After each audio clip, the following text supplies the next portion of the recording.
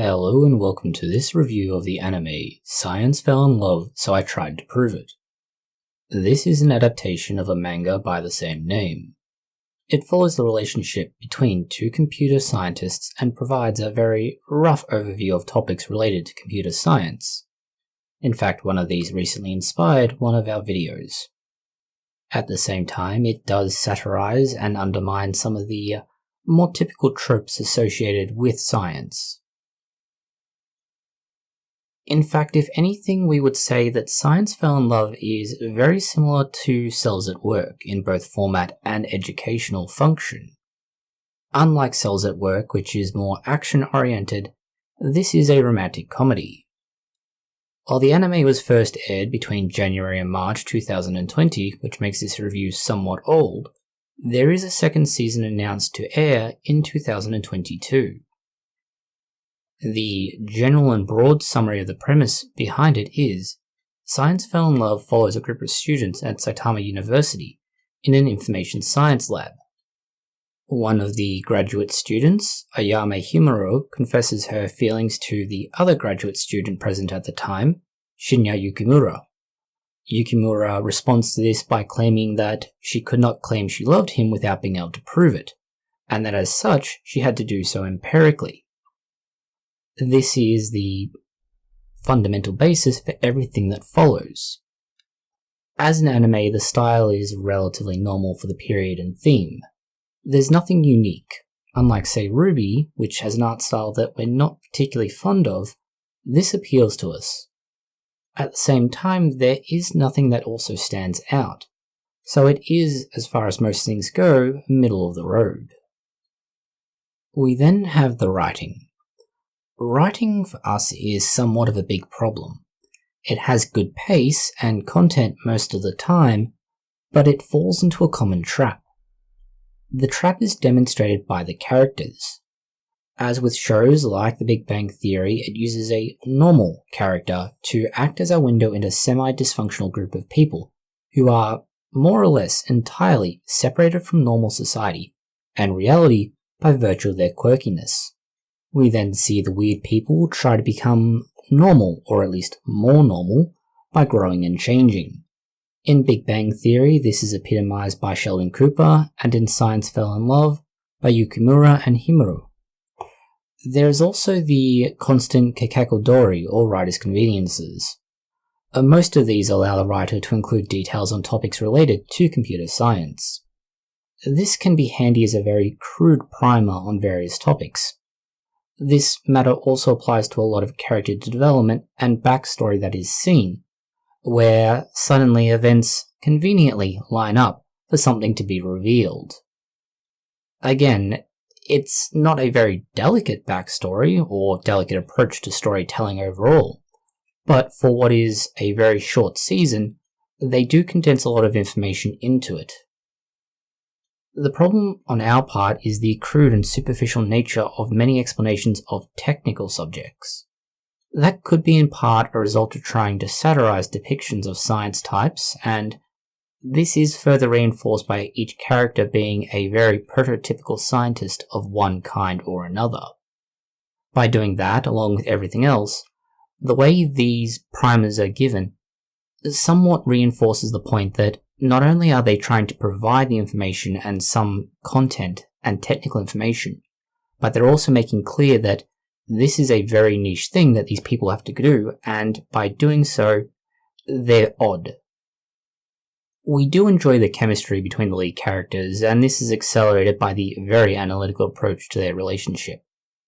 Obviously, certain things simply wouldn't ever work in reality. Say, for example, having to tilt the head at a perfect 30-degree angle to ensure optimum kissing. We also draw a very big problem with the realism of the funding for this research lab. What laboratory can afford to have 5 graduate students, outsource HPLC sampling of dozens of saliva samples, seems to have relatively little by way of academic output or known grant funding, has students who do nothing, and so on. There's very few labs that could afford to do that. They would be very cutthroat in removing unneeded staff and putting that money into new research and then being able to get more money later on for future research. Then there's the very mixed bag of research topics, tools, and expertise. It's mind-boggling for such a very small lab, composed almost entirely of graduate students. Finally, there are the supervision issues.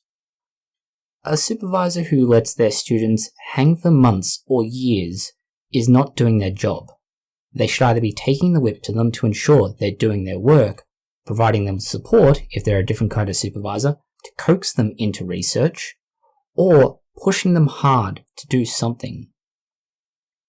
It's very rare and unusual to see a supervisor simply letting a student sit there, do nothing, for months on end, waiting, or in this case, being an otaku and playing dating sims. Further, letting them change topics partway through another project. This just struck us as strange. A, you have the issue of how much time, resources, and effort was invested in the first project that was just dropped and wandered away. Likely to have someone publish and complete work in that field first, but also the change in topic isn't necessary on the basis of what they were doing, especially when you have to involve other areas of research, such as biochemistry, physiology, and so on. Things that would play into areas outside of computer science. What kind of world are they living in that this happens in such a small lab that is seemingly underfunded?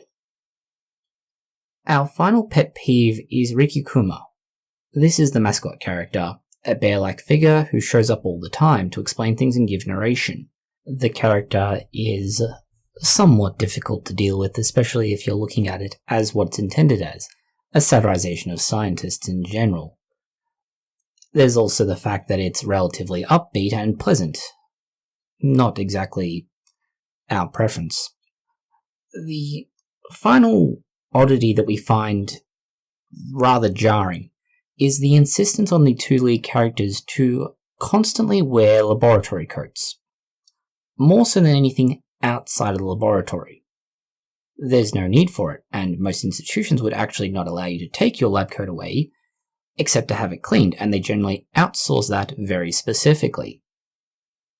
The way they wear theirs constantly, with very few exceptions, is just weird, and unnecessary, other than to make clear that they're scientists of a sort.